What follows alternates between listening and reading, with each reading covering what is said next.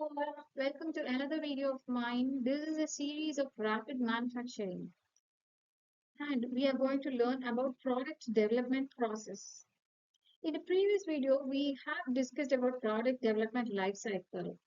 If we want to develop a product, then we have to know the customer needs, customer problems, which is nothing but empathy. Identifying customer's problem is nothing but empathy. And after getting all the problems which are faced by the customer, we have to come and discuss with our team. The problems has to be discussed with the team. The solution for all the problems has to be identified. The solutions and the ways to solve the solutions, to acquire the solution, to get into the solutions, that also to be discussed. The efficient way, less time consuming way to achieve the solution is also very important.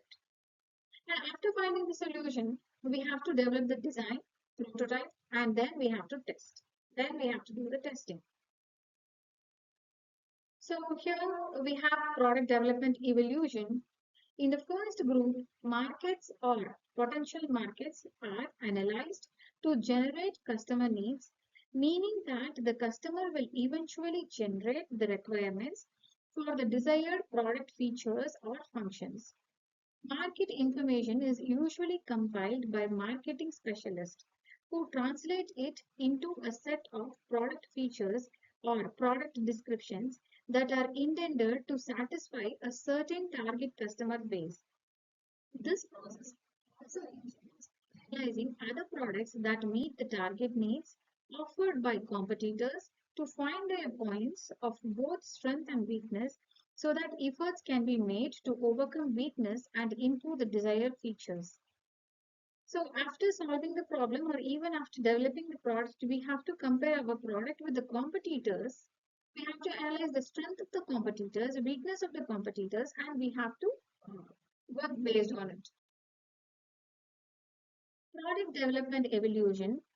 Selling price ranges are also estimated at this point by analyzing the pricing of similar products. So when we are selling similar product, almost all the products are there in the market. When we are selling a similar kind of product, our price should not be more than the competitor, price of the competitor. Thus, in addition to a value of desired profit margin, will set the criteria for the economic feasibility of the new product.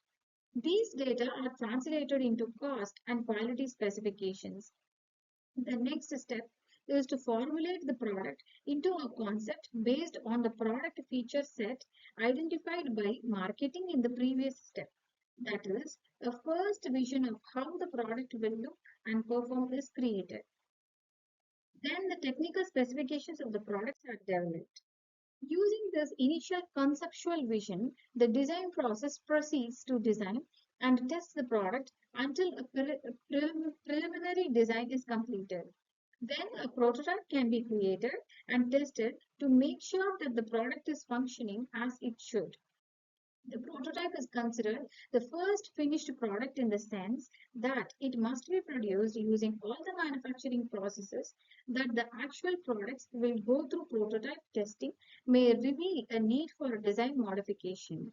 Thus, the design will be refined and a new prototype is produced. This will continue until no more modifications are required.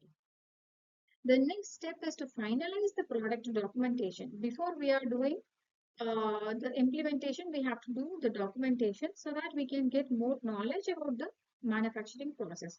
Then the manufacturing process development may be initiated. Little homework or little workout based on the documentation, research is of course necessary. Manufacturing processes must be created so that the product can be produced in the production facility. Purchasing new equipments and training the workers, giving training to the workers is also necessary. May be required if new technology is to be used. Tools, fixtures, and the sequence of steps in the manufacturing processes must also be developed to allow rapid, high quality, cost effective production. Also, it may be necessary to rearrange the production facility to adapt to the new manufacturing processes. So once when the product design is done, development has to be completed. That is, the prototype has to be completed. The business of producing and shipping the product begins. So even if we complete the product design, we have to ship the product. We should not keep it in the warehouse. Raw materials can be purchased and the production facility can go into operation. It has to be continued as like a cycle. During first production periods, some problems may arise as a result of technical production problems, which will lead to design modification to resolve these new problems and to reach the expected production rate with the intended quality. So finally, the quality testing has also been performed before packaging everything. So not even testing the samples is also more than testing the samples. We have to test all the prototypes which are developed in the industry. I hope you would have learned from the video. See you in the next video. Until then, it's a bye from Radhika.